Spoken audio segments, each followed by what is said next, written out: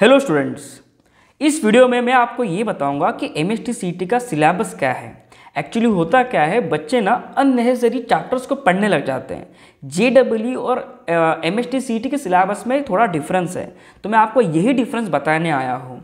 चलो, तो मेरे पास सिलेबस की कॉपी है, ज़रा देखो, फुल स्क्रीन कर लेता हूँ अब मैं इसे।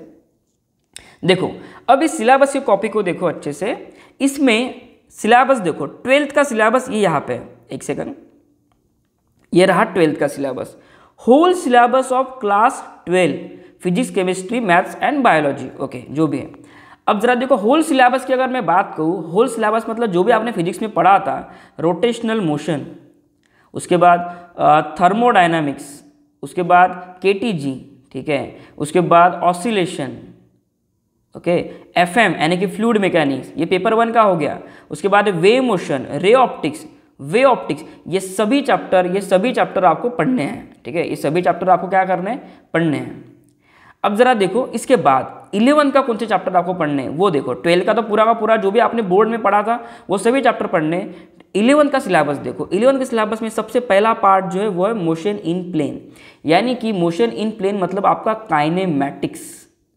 कौन सा पोर्शन, काइनेमैटिक्स, ये आपको पढ़ना है, ठीक है। उसके बाद laws of motion, Newton's laws of motion, जिसको हम एनएलएम कहते हैं, ये भी आपको पढ़ना है, ओके।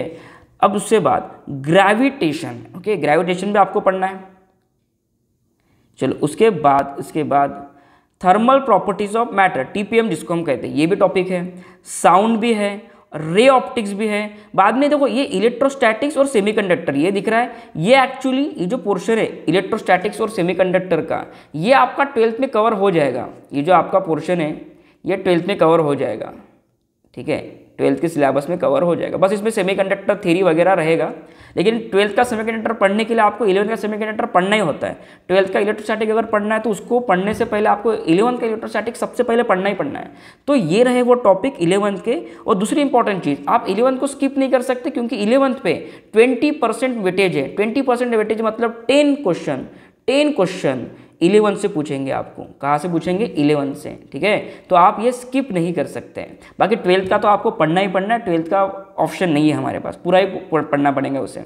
लेकिन ये जो टॉपिक मैंने बताया ये इंपॉर्टेंट टॉपिक्स में से आते हैं, ओके। चलो, thank you so much student.